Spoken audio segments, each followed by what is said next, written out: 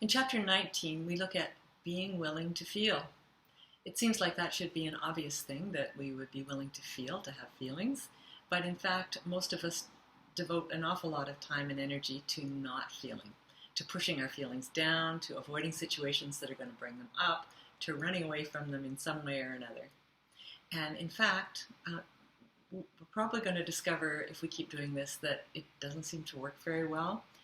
There's increasingly some research that shows that it's not that effective, and sometimes, in fact, can make things worse.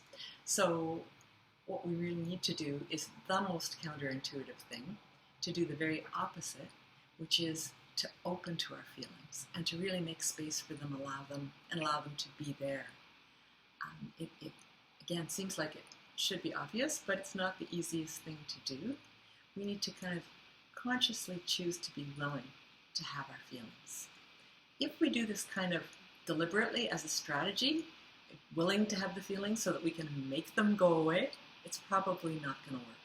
But if we genuinely just open to them with curiosity, with an attitude of kindness towards them and towards ourselves, something different can happen. They're already here anyways. They're not going to be going anywhere. They're here. Nothing we can do about them. You could try a little experiment just to get this feeling of opening to.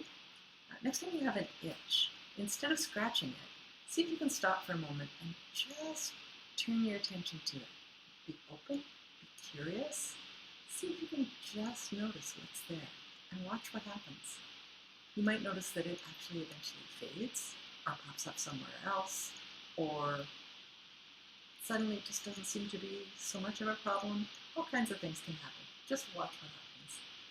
And then you could also try, next time your teen has a meltdown and you have some pretty intense feelings afterwards, going away and just kind of quietly being with the feelings that have come up inside you, the anger, the anxiety, fear, whatever it might be, and just turn your attention towards them.